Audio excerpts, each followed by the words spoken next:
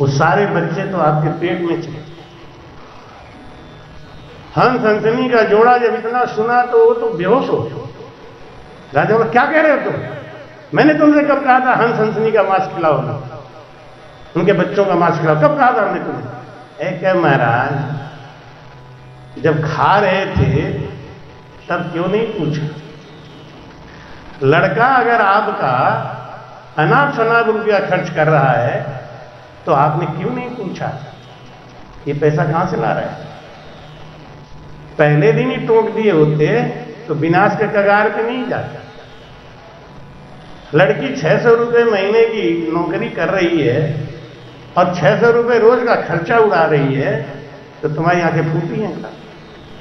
नहीं पूछ सकते अपनी बच्ची से ये 600 रुपए रोज कहां से खर्च करते? लड़के से नहीं पूछ सकते। कुमारक पे है, हमारे एक रिश्तेदार भाई रे भाई क्या नोट उड़ाते थे, आज 10-10 रुपए के लिए मोटा है। नोट पे लगता था कि अरबों रुपया कमा के रखा है क्या, जबकि हमें मालूम था कल की उनकी औकात क्या थी, आज कैसे। तो मैं बार बार उनके बाप को भी सचेत करता। एक बार तो मैंने उसी से कहा कि हमने तो इतना पैसा कमाता है तो कोई बढ़िया सत्संग करा ले एक बार जोरदार। हाँ महाराज कराऊंगा। लेकिन हर आदमी का धन पुण्य के काम में नहीं लगता।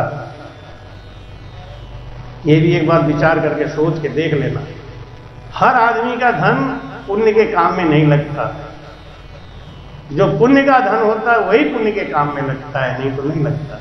या जिसके ऊपर राम जी की मेहर होती है, कृपा होती है, नहीं 2 रुपया खर्च नहीं कर सकता। हंस हंसनी के जोड़ा ने वही श्राप दे दिया, अरे राजा मेरे 100 बच्चे तू मार के खा गया, तेरी आंखें फूटी रही, ये लीलार चहु चल फूटी, बाहर की भी आंख फूटी रही, अंदर की भी फूटी रही। इतना ही पूछ लिया होता कि भाई तूने बहुत अच्छा डिश बनाया लेकिन ये किसका है, पहले से ही पाप से बच गया होता ना, एक ही बच्चा गया होता। आंख बंद करके बस वाह वाह किए, कैसा बनाया, कहां का बनाया, इसका पता तो करना चाहिए ना। कमाई नहीं है, बच्चा रोज पनीर ला ला के खिला रहा है, तो माँ बाप को इतना तो पूछ ही लेना चाहिए कि बेटा कितनी कमाई है तुम्हारी और कितना कमाते हो और क्यों इतना लाते हो, बताएगा ना। तो अगर कुमारक होगा तो समझ में आएगा, सुमारक पे होगा तो समझ में आएगा। माँ बाप का ही फर्ज बनता है, बच्चे तो बच्चे ही होते हैं ना। मोदी जी ने इसीलिए शादी की उम्र 21 साल कर दी, 18 साल को हटा दिया, 21 साल कर दिया। अगर आप 20 साल में भी ब्याह करोगे तो नाबालिग पकड़े जाओगे। 21 साल क्यों किया? मोदी जी ने कहा कि 21 साल में लड़कियां मैच्योर हो जाती हैं, 18 में कम मैच्योर होती है, तो उनको कोई भी बहला फुसला के अपने झांसे में ले लेता है, जो लव जिहाद चल रहा है उसके पक्ष में। तो ये 21 साल कर दिया कि 21 साल में तो इतनी बुद्धि तो आई जाती है ना। अगर उसके बाद में भी वो भटक रही है तो उसका कर्म खराब। लेकिन गवर्नमेंट ने उनको सुविधा दी है 21 साल तक आपकी शादी कोई जबरदस्ती नहीं कर सकती, और अगर करता है कोई दिखा के लोभ लालच करके तो उसके ऊपर मुकदमा चलेगा और वो जेल जाएगा। इसीलिए अब 21 साल कर दी, 21 साल के बाद मैच्योर हो जाते हैं। तो बच्चे हैं ना, वो कोई गलती करते हैं तो उनको आपको टोकना ही चाहिए, माँ बाप का फर्ज बनता है। उनका जो श्राप था, हंस हंसनी के माँ बाप का जो श्राप था, उसके कारण धृतराष्ट्र अंधे बने, दोनों आंखों से सूर। उन्होंने कहा, ये श्राप दिया कि तुम्हारे सामने तुम्हारे 100 बच्चे मार दिए जाएंगे और तुम उन्हें देख भी नहीं पाओगे। जैसे मैं अपने बच्चों को नहीं देख पाई और मेरे 100 बच्चे चले गए, ऐसे मैं तुम्हें श्राप देती हूं कि तेरे भी 100 बच्चे मरेंगे और तू उनको देख नहीं पाएगा।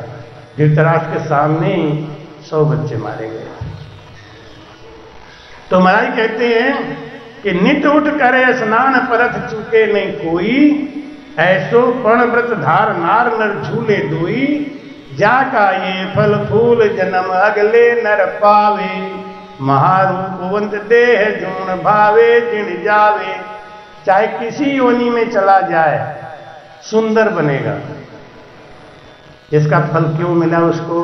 क्योंकि पिछले जन्म में खूब तीर्थ किया, खूब स्नान किया। स्नान 4 प्रकार का होता है। एक स्नान होता है ऋषि स्नान, एक स्नान होता है संत स्नान, एक स्नान होता है मानव स्नान और एक स्नान होता है दानव स्नान। तो ऋषि स्नान कौन सा है? ऋषि स्नान कौन सा है? जब आकाश में तारे चमक रहे हैं, जब चंद्रमा दिखाई दे रहा है, ये ऋषियों का स्नान। सुबह उठ के जब तारे दिख रहे हैं, चंद्रमा दिख रहा है, उजाला नहीं हुआ, तब स्नान करती है, ऋषि स्नान। संत स्नान कौन है? वो तो कोई नहाते ही नहीं, ब्रह्म अग्नि में स्नान करते, वो कभी नहाते ही नहीं, वो पानी से स्नान नहीं करते। दत्तात्रेय, उनके शरीर से सुगंध ही निकलती थी। हम नहाते क्यों हैं? क्योंकि हमारे शरीर से दुर्गंधी निकलती, मल निकलता है, उसकी सफाई जरूरी है। मल निकलने का समय क्या होता है? बहुत ध्यान से सुनना बात को। सुबह 3 बजे से लेके सुबह 6 बजे तक हमारा मल निकलने का समय है। तो जो 3 बजे से 6 बजे तक शौच कर लेता है, स्नान कर लेता है, मंजन ब्रश कर लेता है, उसका शरीर स्वस्थ रहता है। क्योंकि हमारी जो जीवनी शक्ति है, वाइटल पावर जो है, वो हमारे अंदर की सब गर्मियों को खींच के रोम रोम पे लाके खड़ा कर देती है। जब हम पानी से नहाते हैं तो गर्मी बह जाती है। 6 बजे के बाद जब सूरज निकलने लगता है तो सूरज के गर्मी के प्रभाव के कारण हमारी जो कचरा, मैल, जो गंदगी आई थी ना, वो वापस शरीर में लौट जाती है। अगर वो लौट गई तो दूसरे दिन डबल खर्चा हो जाएगा। नहीं, अब उसको निकालने के लिए डबल मेहनत करना पड़ेगा। क्या डबल मेहनत करना पड़ेगा? तो पहले दिन वाला तो इकट्ठा था ही गंदगी, और दूसरे दिन का और करना पड़ेगा। इसलिए पहला स्नान क्या है? वो ऋषि स्नान।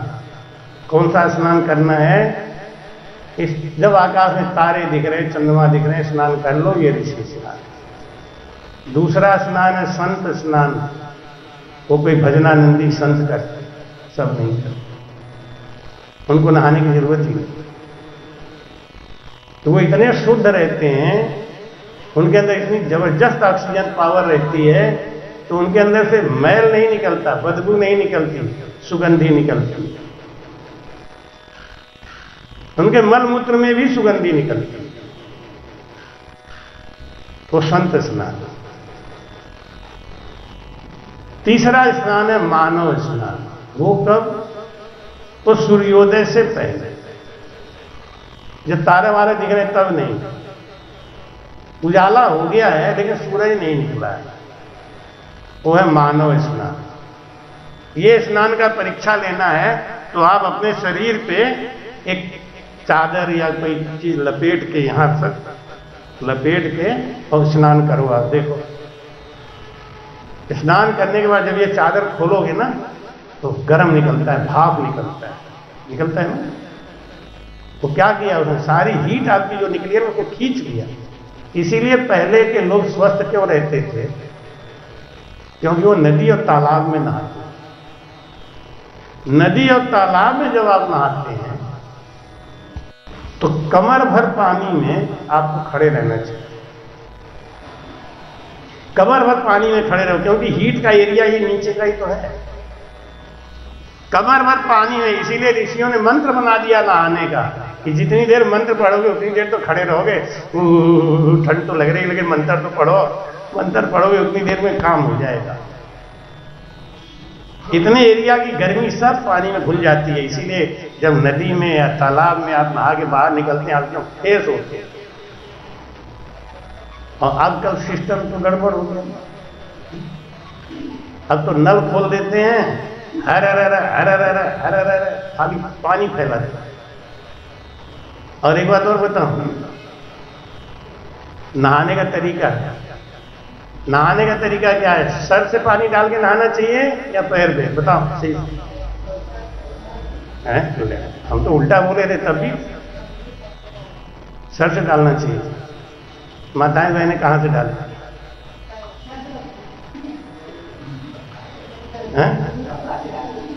नहीं नहीं, पैर से ही डालती। माताएं बहनें पहले, उनको पैर से बहुत प्यार है ना, तो पहले पैर रगड़ती नहीं। तो हमको सत्यवीर जब नहलाते हैं तो कभी कभी ये हम कह देते हैं ठंड लगती है ना, ये ऊपर से पानी डलवाएंगे फिर पैर रगड़ेंगे तो देर लगेगा, क्योंकि तो पहले पैर ही रगड़ दे। तो बोला आप ही तो कहते हो गर्मी ऊपर चढ़ जाएगी। हम कहे अच्छा तो मैं डाल देता हूँ भाई। सर से पानी डालोगे तो आपका जितनी भी गर्मी है ना वो पैर के द्वारा निकल के अर्थ हो जाएगा, जमीन में चला जाएगा। जैसे नहाते समय हमेशा सर पे पानी डालें। अब महिलाओं का तो बाल बहुत बड़े बड़े होते हैं, रोज सर धोएंगे तो गड़बड़ हो जाएगा। हाँ, मुंह से धो लेना चाहिए। मुंह से शुरुआत करें तो यहां से फिर धीरे धीरे गर्मी इतना निकल जाए तो निरोगी रहे, और वो भी सूर्योदय से पहले। सूर्योदय अगर हो गया तो अब मत नहाओ, रहने कल नहा लेना, ऐसी कोई बात नहीं। क्योंकि सूर्योदय के बाद जब आप नहाते हैं तो पानी खाली लुढ़काना है, कोई मतलब। तो भाई का नित्युट करे स्नान परत चुके नहीं कोई, उसको दानव स्नान कहते हैं। जाका ये फल फूल जन्म अगले नर पावे, महारूपवंत देह दूण भावे जन जावे। चाहे किसी भी योनि में जाएगा लेकिन बनेगा सुंदर। तिमिर वो वैराग प्रेम साहिब सुभारी, शिवरण पुण्य विचार सुख कर्मा सुयारी। जाका ये फल फूल सुजस बंधे, संसार सुर को कुल कहावे। सुखराम ज्ञान वैराग बिन मोखन पहुंचे कोई, तिमिर मध्य वैराग रे हद बेहद का होए। बोलो राम। एक गति है हद की, एक गति है बेहद की, एक गति है मोक्ष की और एक गति है परम मोक्ष। ये जीव जब मरता है ना, आया है तो जाएगा राजा रंग भूति, आया है तो जाना ही पड़ेगा। लेकिन ये जीव जाएगा कहां? मरने के बाद ये जीव कौन सी गति में जाएगा? एक है गति, एक है अगति। गति अगति, मोक्ष और परम मोक्ष, मुक्ति, ये जीव की गति है। गति में कौन जाता है? जिनका शुभ शुभ काम करे, जिंदगी में कभी किसी को दुख नहीं दे, और जितना ज्ञान है उसके अनुसार शुभ कर्म करे, वो गति में जाता है। अगति में कौन जाता है? सबको दुख दे, दुनिया भर का दुख दे, जिंदा रहा तब दुख दे, मरे तब दुख दे, वो अगति में जाता है। या कोई गुस्से में आत्महत्या कर लिया, महाराज कहते हैं आत्मघाती महापाप। इस शरीर को, इस जीव को निकलने के बाद शरीर मिलता है, लेकिन जो आत्महत्या कर लेते हैं उनके लिए शरीर बना ही नहीं था, तो जाएंगे कहां? उनको इस संसार में 100 साल जिंदा रहना था, 100 साल के बाद वो मरते। भगवान ने पूरी प्लानिंग बना रखी है, लेकिन उन्होंने गुस्से में आके आत्महत्या कर ली। अब क्या हुआ? समय से पहले शरीर छूट गया। जो ये शरीर मिला था, कैसा भी मिला था, शरीर में तो थे ना, लेकिन अगर ये शरीर छूट गया तो वो भूत प्रेत के योनियों में घूमेगा, अगति में घूमेगा। उनको रुकने के लिए, ठहरने के लिए शरीर नहीं है। इतना बड़ा दुख मिलता है। इसीलिए महाराज कहते हैं आत्मघाती महापाप, वो अगति में जाता है। गति अगति, और उसके बाद में स्वर्ग में जाते हैं, देवताओं के लोक में जाते हैं, फिर वो वैकुंठ में जाते हैं, मुक्ति। कोई कोई परम मोक्ष में जाता है। तो उसका इस संसार में स्वभाव पता चल जाता है कि इस स्वभाव संसार में आके उसने क्या किया, कैसे रहा। एक आदमी ने बहुत बड़ा तप किया तो शंकर जी प्रसन्न हो गए। शंकर जी ने कहा बोल तुझको क्या चाहिए? तो ने हम जो मांगेंगे दे दोगे आप? यहाँ दे देंगे, लेकिन एक बात ध्यान रखना, जितना तुझे देंगे ना उसका दूना तेरे पड़ोसी को। तो उसने कहा शंकर जी तब तुम जाओ, तपस्या करें हम,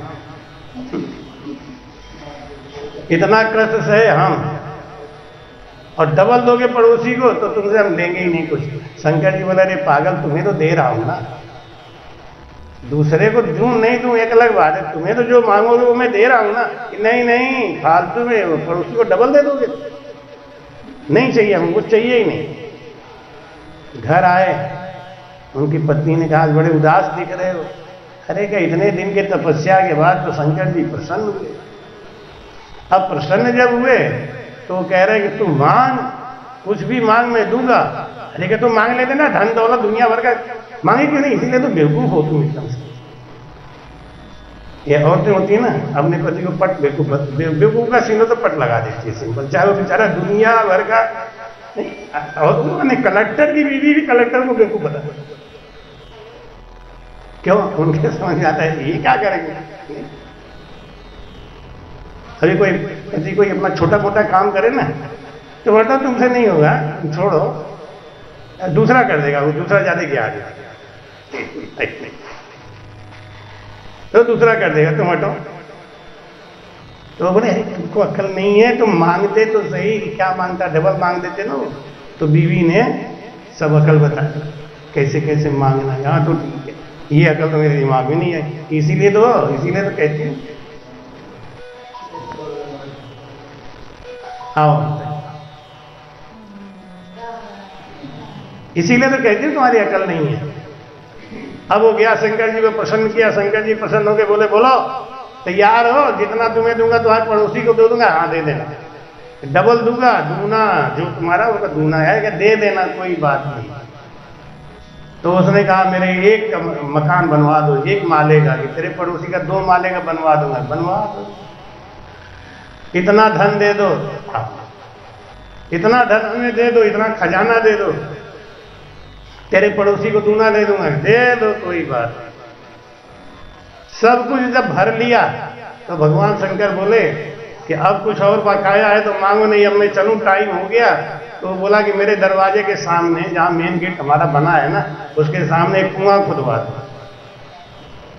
तो शंकर जी बोले तो खुराफात करने लगा, आ गया खुराफात कि बेटा कुआं दरवाजे के सामने क्यों, तुम्हें क्या मतलब है, तुम्हें मांग रहा हूं तुमसे।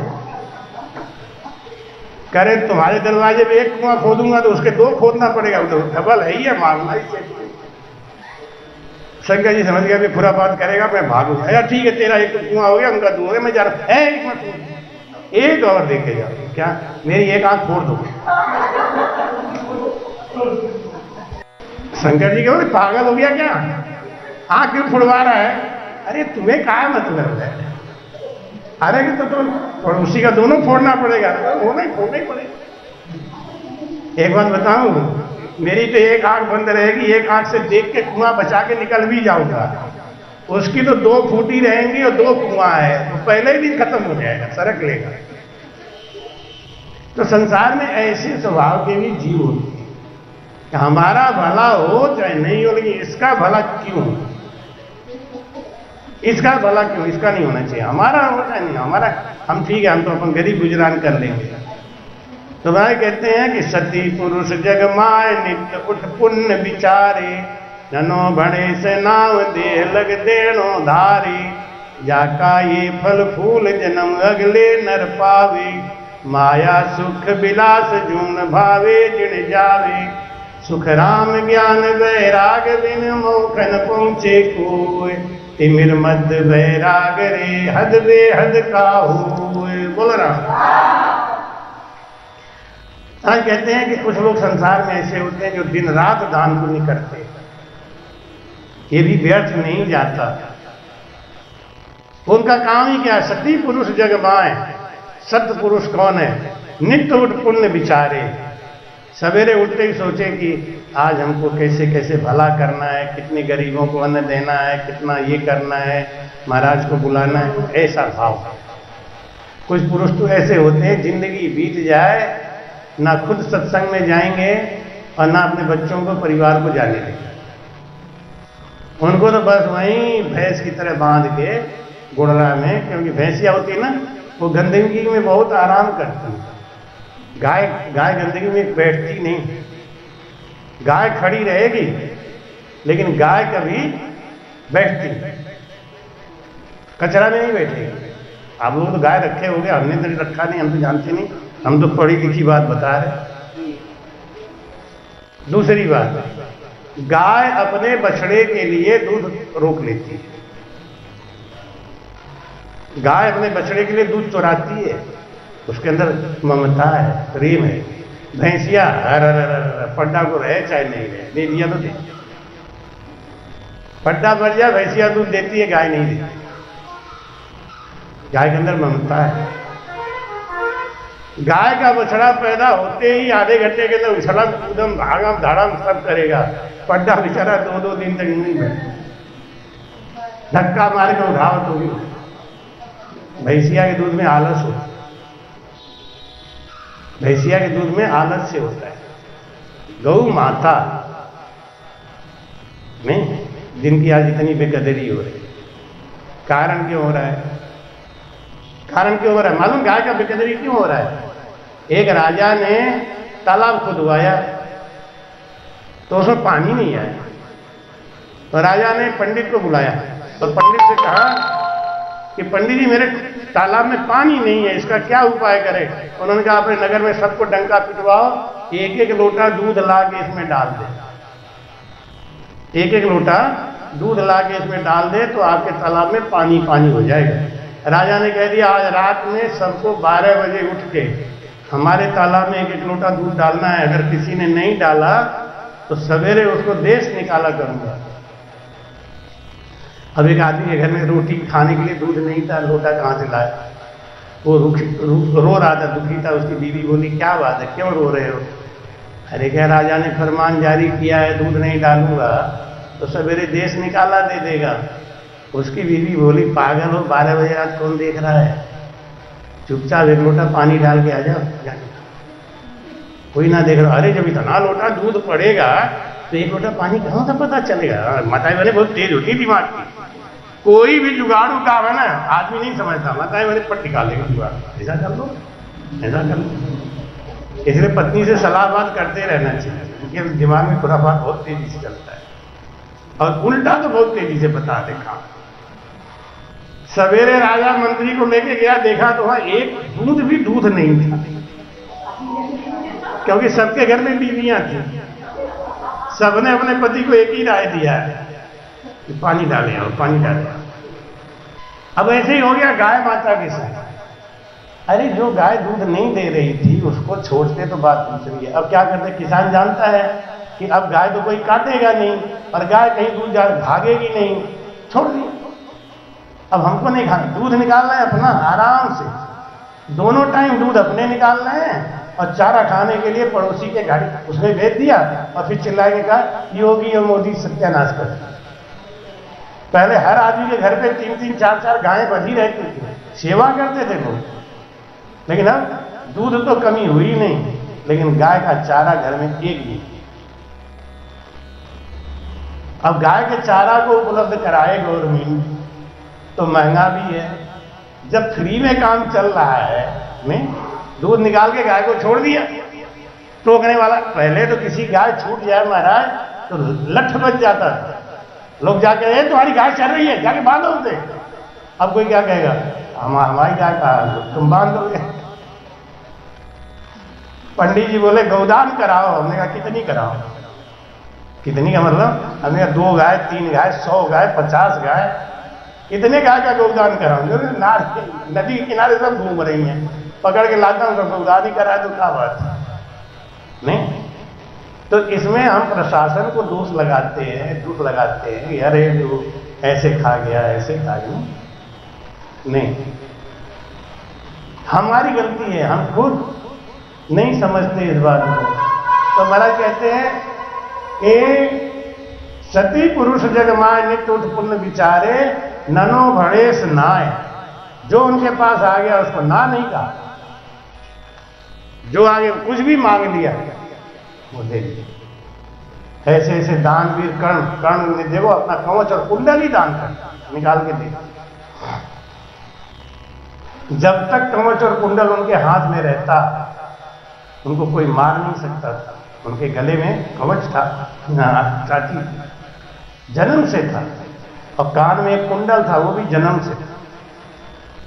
और जब तक ये कवच कुंडल लेके ही पैदा हुए थे, सूर्य पुत्र थे ना, और जब तक इनके पास एक कवच कुंडल रहता इनको कोई मार नहीं सकता था।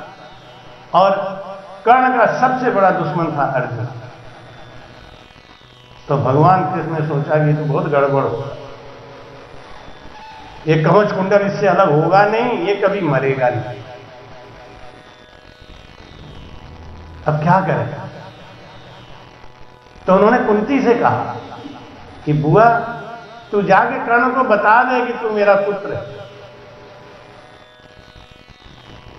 और तू बता देगी तो वो शायद अर्जुन को मारने का विचार छोड़ देगा। क्योंकि छोटा भाई है ना, कर्ण सबसे बड़ा था। कुंती के 6 पुत्र थे, 5 पांडव और 6ठा कर्ण, जो कुंवारेपन में पैदा हो गया। तो माता कुंती ने जगत हंसाई के लिहाज से उसको संदूक में बंद करके गंगा जी में बहा दिया। तो एक मल्लाह ने उसको पा लिया, उसने अपने पास पाला था, उस सूत ने उसको पाला था। लेकिन वो पुत्र तो कुंती का था ना, तो उसके अंदर तेज बात करने का लहजा ये कहीं जाता नहीं है। तो वही किया माता कुंती ने। एक दिन कर्ण से मिलने गई। कर्ण इस बात को जानता था कि मेरी मां कुंती है, लेकिन जब ये खुद नहीं स्वीकार कर रही तो मैं क्या कहूं। यहां तक कि जब उनको जलील किया गया कि तू सूत पुत्र है इसलिए स्वयंवर में भाग नहीं ले सकता, तब भी माता कुंती नीचे सर करके बैठी थी। ये नहीं कहा कि तू सूत पुत्र नहीं, मेरा पुत्र है, तू भाग ले सकता है। इस बात का कर्ण को बहुत दुख था। चुपके से गई और जाके बोली कर्ण से कि बेटा मैं एक मां के अधिकार से तुम्हारे पास कुछ मांगने आई हूं। कर्ण बोला मां के अधिकार से नहीं, मां बन के ही मांग लो। मुझे तो आज बहुत बड़ी खुशी हो रही है कि एक मां को अपने बेटे से काम तो पड़ गया। उन्होंने कहा बेटा सही एक बात बताऊं जो आज तक मैंने किसी को नहीं कहा। उन्हें क्या माता? कि पहले तू मुझे वचन दे कि पांडव है ना, उनको तो नुकसान नहीं पहुंचाएगा। कि माता ये वचन लेने से पहले कुछ कारण तो बताओ। मैं दुर्योधन की तरफ से लड़ता हूं, दुर्योधन का अन्न खाता हूं, तो उन 5 पांडवों को मारना मेरा धर्म है ना। कि नहीं, वो 5 पांडव तेरे भाई है छोटे, तू उनका बड़ा भाई है। कर्ण ने मुस्कुरा के कहा कि जाओ माता, मैंने वचन दे दिया है, मेरा नाम दानवीर कर्ण है, ऐसे नहीं है। मैं तुम्हें वचन देता हूं कि तेरे 5 पुत्र थे, 5 हमेशा रहेंगे।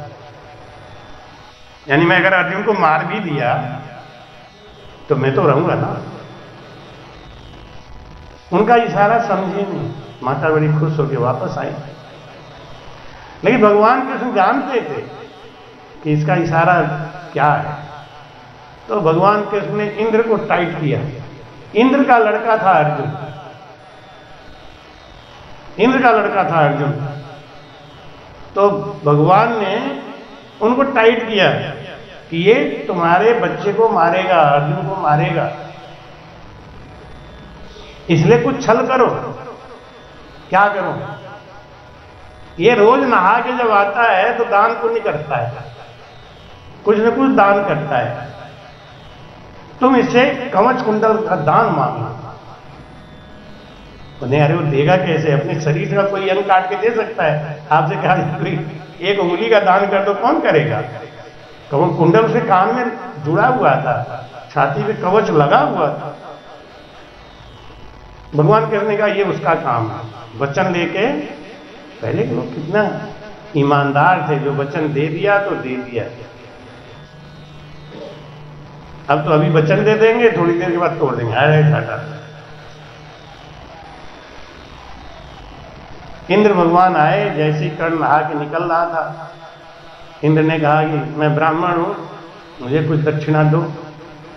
कर्ण बोला मांग लो, स्नान करने के बाद मैं एक ब्राह्मण को खुश कर देता हूं, कि तो आज मुझे खुश कर दो, कि मांगो क्या चाहिए। अगर मेरे हक में है, मेरा जिस पे अधिकार है, क्योंकि मैं दुर्योधन का दिया हुआ राज का राजा हूं, तो वो मेरा नहीं है, उसको मत मांगना, मैं नहीं दे सकता। दूसरे के धन पे हम क्या अधिकार दिखाएंगे, जो मेरा है वो मांग लो, दे दूंगा। कि नहीं तुम्हारा ही है, दे सकते हो कि हाँ मेरा है तो मैं दे दूंगा, तो अपना कवच और कुंडल दान में दे। कर्ण ने कहा ब्राह्मण आदमी होके गाय भैंस मांगते, दूध दही मांगते, खेत कियारी मांगते, आप मेरे कवच कुंडल से क्या नफरत है? आपको मालूम है कि ये मेरा रक्षक है, ये जब तक मेरे पास आएगा मुझे स्वयं इंद्र भी नहीं मार सकते। इंद्र मुस्कुरा के बोले कि इसीलिए तो मांग रहा, क्या आप हो कौन? तो उन्होंने अपना स्वरूप दिखा दिया। ठीक है मैं आपको कवच कुंडल दूंगा, लेकिन मेरी भी एक शर्त, मुझे एक ऐसा शस्त्र दो जो मैं जिसका नाम लेके चला दूं उसको मरना ही पड़ेगा, क्योंकि इस संसार में सबसे बड़ा दुश्मन हमारा अर्जुन है, और बिना अर्जुन को मारे मैं मरूंगा। तो हमको आप कवच कुंडल ले लो, हमको कोई ना कोई मारी देगा, लेकिन मेरे मरने से पहले अर्जुन को मरना होगा। तो इंद्र ने एक अमोघ शस्त्र दे दिया और कह दिया कि इसको तुम जिंदगी में एक बार प्रयोग कर सकते हो, बस इसके बाद ये वापस मेरे पास आ जाएगा, लेकिन जिसका नाम लेके चलाओगे वो चाहे कोई भी होगा उसको मरना ही पड़ेगा। अब कर्ण ने अपना कुंडल और कवच काट के शरीर से अलग करके उनको दे दिया।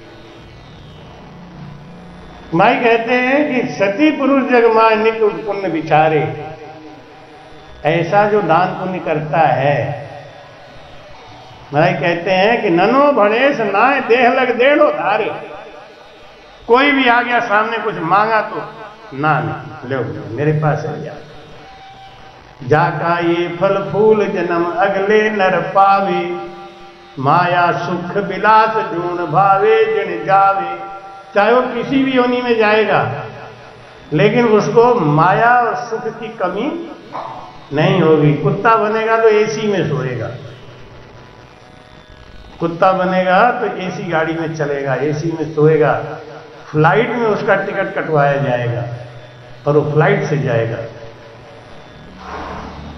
महाराज कहते हैं इसका ये गुण है, ननो भणेश नाय देह लग देड़ो धारे, जब तक शरीर है उसके शरीर में जो भी चीज है उसको दान कर दे।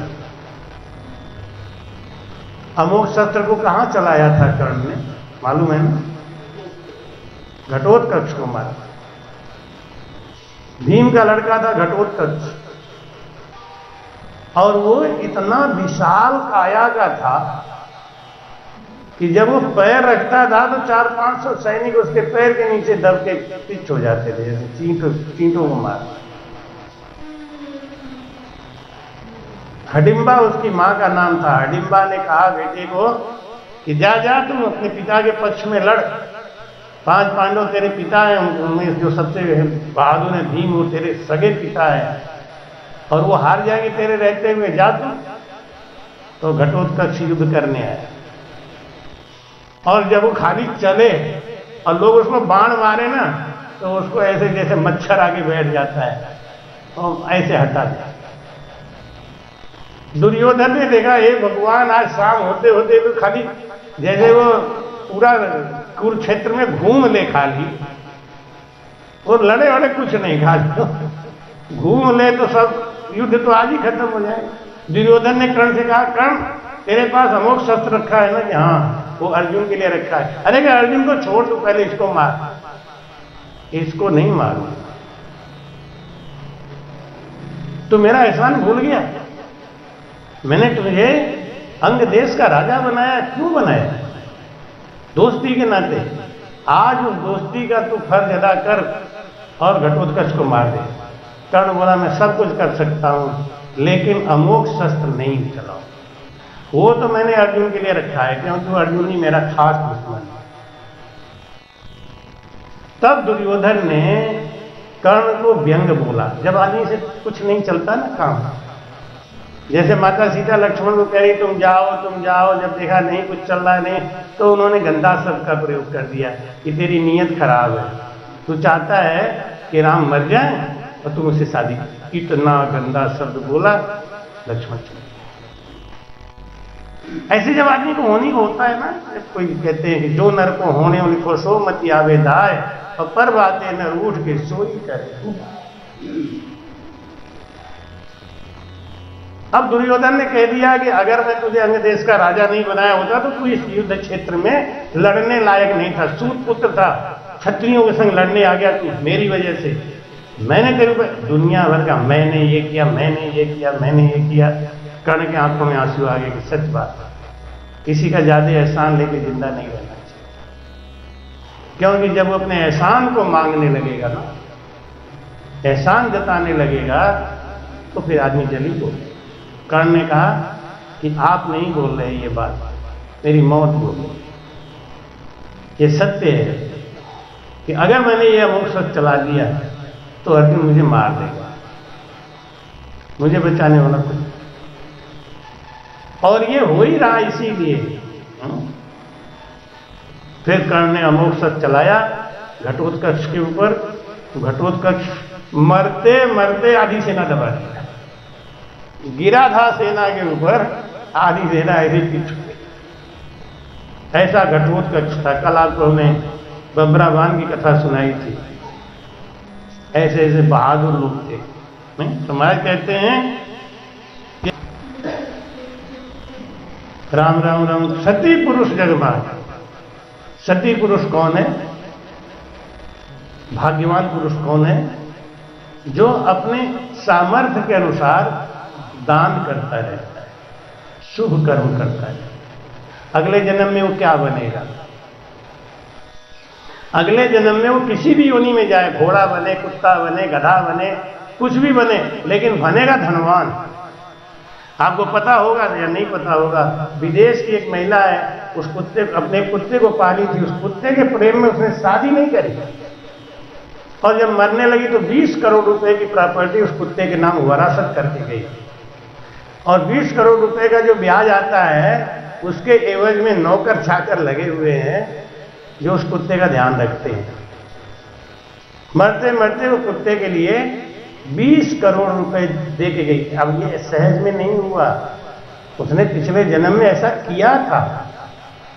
पिछले जन्म में उसने ऐसा कर्म किया था तो उसका फल उसको मिल रहा था। लेकिन कुत्ते की योनि नहीं गई, योनि नहीं बदलती महाराज। हाँ। माला श्वासों श्वास की फेरे कोई निज दास, तो 84 भटके नहीं कर कर्मा को नाश। बोलो राम। माला श्वासों श्वास की फेरे कोई निज दास। उसको एक पीला कपड़ा, पीला फूल दिखाई दे रहा है तो उसके ऊपर आगे बैठ के वो अपना रस ले रही। जब रस नहीं मिलता तो भाग जाता।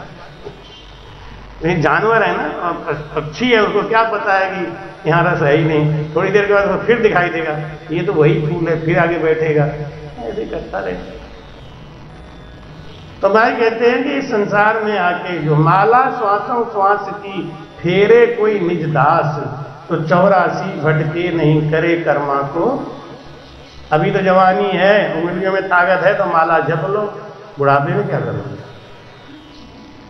हैं? इसलिए सांस की माला जपो, सांस की माला जपो। जो बुढ़ापे तक सांस चलेगा और उसको आपको कुछ करने की जरूरत नहीं है। कोई मेहनत, सांस लेने में मेहनत करना पड़ेगा क्या? वो अपने आप चलता रहेगा।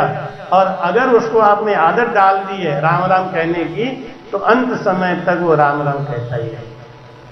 तो आदमी चाहे कोमा में चला जाए, चाहे कैसी भी स्थिति में चला जाए, श्वास को राम राम कहने की आदत बन गई ना, तो श्वास राम राम करे।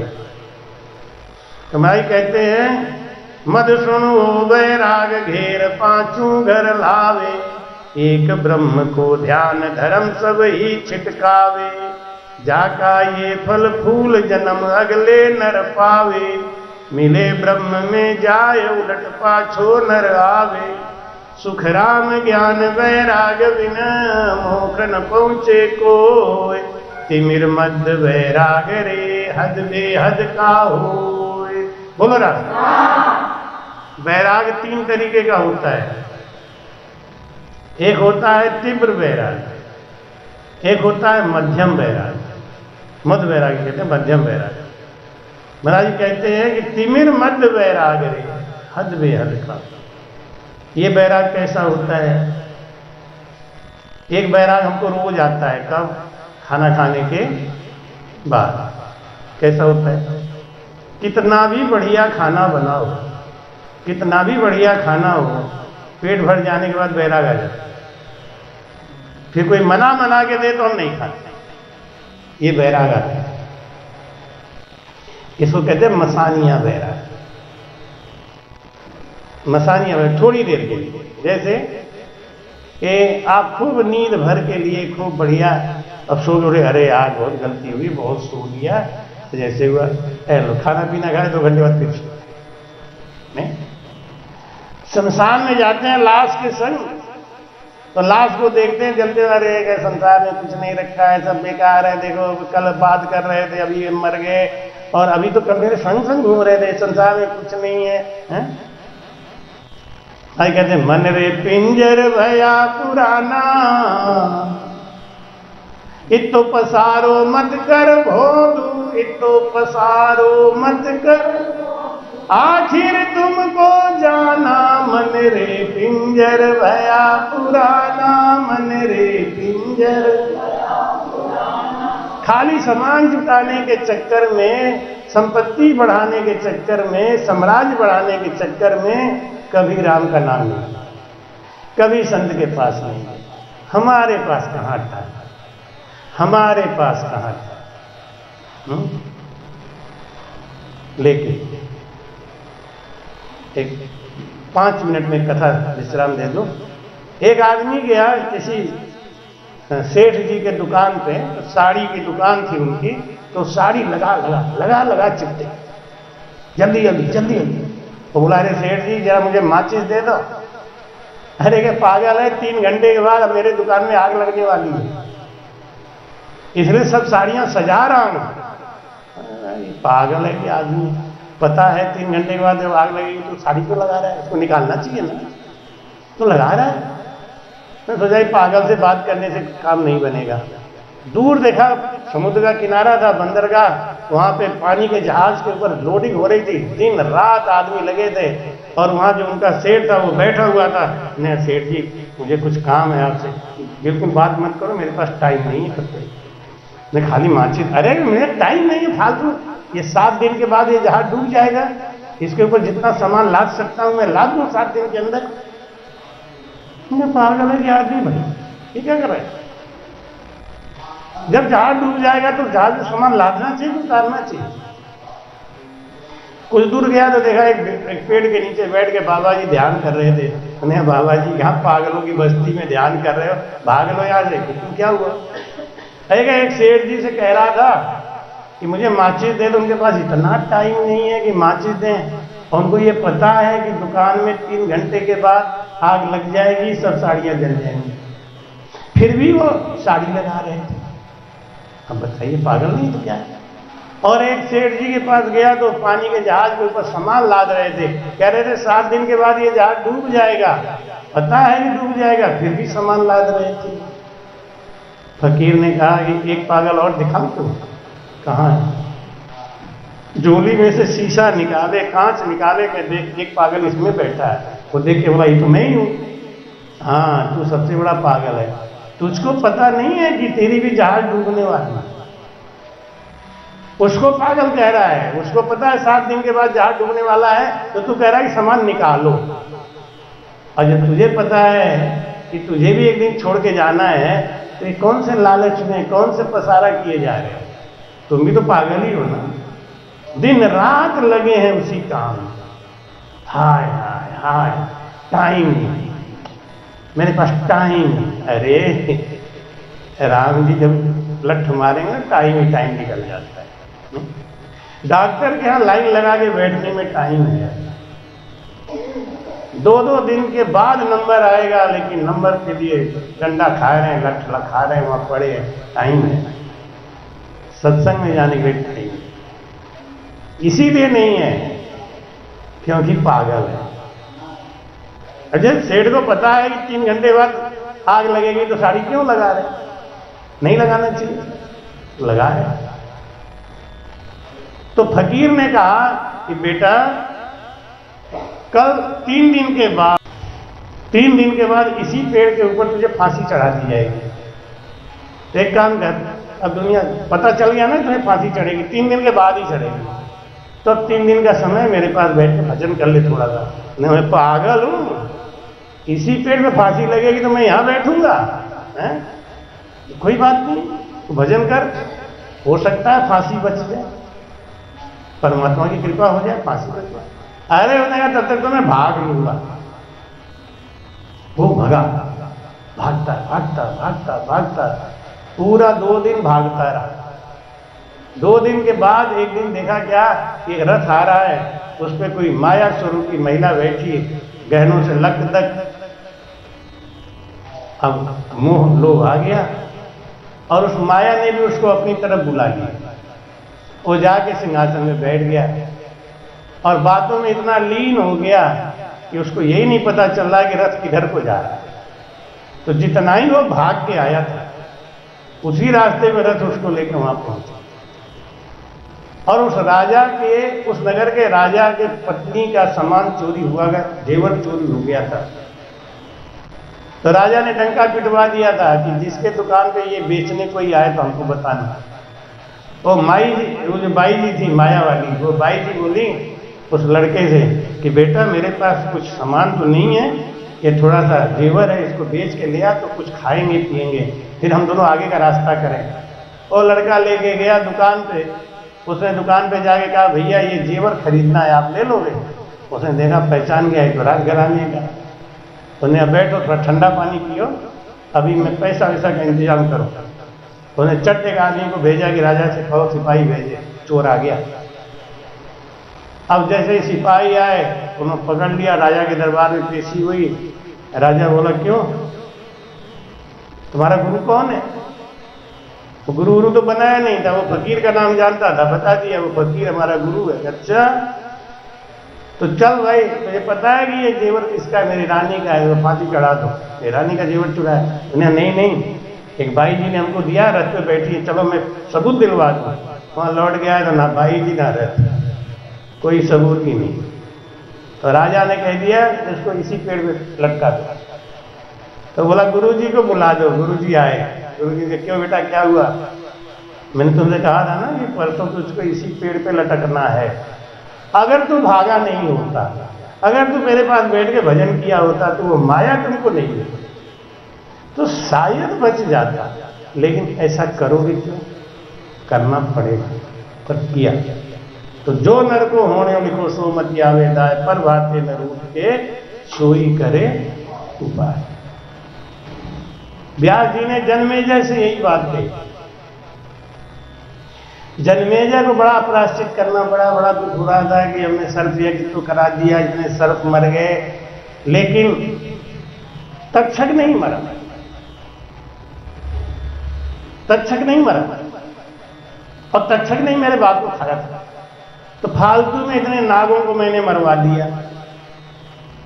व्यास जी बोले बेटा जो काम परमात्मा की इच्छा से होता है उसको अपने ऊपर बोझा मत लो। ये जितने सर्प मरे हैं ना, इनकी मां ने इनको श्राप दिया था। कद्रू और विनीता 2 बहनें थी, कश्यप ऋषि की पत्नी थी। तो कद्रू के बच्चे थे ये सांप और विनीता के बच्चे वो देवता लोग। तो एक बार दोनों बहनें बात कर रही थी, कह रही थी ये सूर्य भगवान के रथ का जो घोड़ा है ना, वो सफेद है कि काला है? तो विनीता बोली कि सफेद है। कद्रू बोली नहीं काला है, नहीं सफेद है, नहीं काला है। दोनों में शर्त लगी तो विनीता बोली अगर सफेद होगा तो तुम जिंदगी भर मेरी दासी बनोगे। हाँ ठीक, और काला हुआ तो मैं तेरी दासी बनूं। तो कद्रू ने अपने बच्चों को बुलाया, सब काले काले नाग को, और कहा कि तुम सब जाके सूर्य के घोड़ों से चिपक जाओ, तो दूर से दिखाऊंगी तो कह दूंगी देखो देखो काला है कि नहीं, तो मैं जीत जाऊंगी और मेरी सेवा करेगी। तो सब बच्चों ने मना कर दिया, ये अधर्म का काम हम नहीं, ये पाप, सत्य को सत्य करने दीजिए। तो कद्रू ने श्राप दे दिया कि तुम जैसे नालायक बेटे पैदा ही नहीं हुए होते तो ठीक था, जहां मैं श्राप देती हूं तुम सब भस्म हो जाना। तो वेद व्यास जी जन्मेजय को बताया कि ये तुम्हारा माध्यम था, बाकी श्राप तो इनके माँ का लगा हुआ था, इनको तो जलना ही था, अपने ऊपर क्यों लेते हो कि नहीं नहीं ये बात मैं नहीं मान सकता, ऐसा कोई भविष्य नहीं होता। वेद व्यास जी जन्मेजय से बोले बेटा जो लिखा होता है ना, अगर हम तुम्हें बता देंगे ना तो ही तुम करोगे, ऐसा कैसे करेंगे, आप बता के देख लीजिए। तो सुन एक बात बताता हूं, जब तू राजा बन जाएगा ना तो राजा बन जाना, राजा बनने के बाद में दक्षिण दिशा में शिकार खेलने मत जाना कभी, लेकिन तू जाएगा। दक्षिण दिशा में शिकार खेलने मत जाना, मैं मना कर रहा हूं, बहुत बड़ा अनिष्ट हो जाएगा, लेकिन तू जाएगा। अगर तुम जाना तो जाना, लेकिन वहां शिकार खेलने जब जाना तो वहां कोई नई युवती मिले, कोई लड़की मिले तो उसके प्रेम और मोह जाल में फंसना, लेकिन तू फंसेगा। अच्छा फंस गया तो कोई बात नहीं है, उसे शादी मत कर, लेकिन तू करेगा। सब बता रहा हूं लेकिन तू करेगा। अच्छा कर लेना तो कर लेना, उसको अपने घर मत ले आना, लेकिन तू लाएगा। और घर पे लाएगा तो लाएगा ठीक है, लेकिन वो अगर जिद करे कि मैं भंडारा करूंगी, संतों की सेवा करूंगी, ये बात कभी मत मानना, लेकिन तू करेगा भंडारा। नई बीवी है ना, प्रेशर डालेगी, करना ही पड़ेगा। अच्छा चलो भंडारा करना कोई बात नहीं है, लेकिन एक काम कभी मत करना, क्या, भंडारे में कोई ब्राह्मण जवान मत बुलाना, सब बूढ़े बूढ़े बुलाना एकदम। लेकिन तू एक आध कोई जवान ब्राह्मण आएगा तो उसको भगा देना, उसको मत बैठने देना पंगत में। अच्छा चलो मान लो ये भी हो गया, पंगत में बैठ ही गया, क्योंकि तू करेगा ना, तो अपने बीवी के हाथ से परसाई मत कर, अपने बीवी के हाथ से परसाई मत करवाना, लेकिन तू कराएगा। बीवी जिद करेगी मैं क्यों नहीं परसूं, मैं क्यों नहीं परसूं, तो आप जिद करोगे। अच्छा मान लो तुम्हारी बीवी ने परसाई किया गया, तो तुम एक बात बहुत ध्यान से सुनो, कोई विपरीत स्थिति तुम्हारे दिमाग में आए, जैसे कोई ब्राह्मण है जवान है तो उसको बीवी को देख के कोई हंसी मुस्कुराहट आ जाए तो तू गुस्सा मत करना, क्योंकि वो 2 मिनट के बाद चला जाएगा, अपने आप सब मामला ठीक हो जाएगा। लेकिन तू गुस्सा होगा, उस ब्राह्मण की हत्या कर देगा, उसके बाद तुझे कोड़ हो जाएगा, तू कुश्ती हो जाएगा, तू मेरे पास आएगा, फिर आएगा तो तू रोएगा और मैं तेरा कुछ रोग ठीक करूंगा, लेकिन तुझको इतना दुख लिखा है। और वही हुआ जो व्यास जी ने जन्मेजय को बताया था। जो डर को होने उनको सुमति आवेदाय, पर बातें न रूठ के सोई करे उपाय। इसलिए चिंता नहीं करना चाहिए, चिंता किए न होए कछु, काहे सोच करो, और दूल्हे राम निश्चिंत हुए, हरि का ध्यान धरो। बोलो राम। बस एक ही बात का ध्यान रखो, जो आज हो रहा है ये पिछले जन्म के कर्म का बदला है। आप हमको मिले हैं, ये आपका कर्म का बदला है, हम आपको मिले हैं, ये कर्म का बदला है, ये सब कर्म का बदला है। आपका हमसे प्रेम जुड़ा, ये कर्म का बदला है, आप हमारे पास जुड़ गए, आगे रह गए, ये कर्म का बदला है। इसलिए अपने ऊपर कुछ मत, सब पीछे तय हो चुका है। कहते हैं पीछे बनती, आगे पहले बनती है तकदीरें, पीछे बने शरीर। पहले सब आज हम लिख रहे हैं ना, आज हम ये लिख रहे हैं, अगला शरीर हमको क्या मिलेगा, अगला फल हमको आज लिख रहे हैं। आज हम जो कर रहे हैं यही आगे मिलने वाला है। इसलिए आज को सुधारो। बीत गई उसमें जोर है नहीं, आगे कितनी है इसकी कोई खबर नहीं। रोग से छुटकारा होगा नहीं और भोग से कभी तृप्ति होगी नहीं। इसलिए आज को सुधारो, अभी को सुधारो। आज को सुधारने की आदत बना लोगे, आगे पीछे सब सुधर जाएगा। सद्गुरु सुखराम जी महाराज ने कृपया चैनल को सब्सक्राइब करना ना भूलें। राम राम।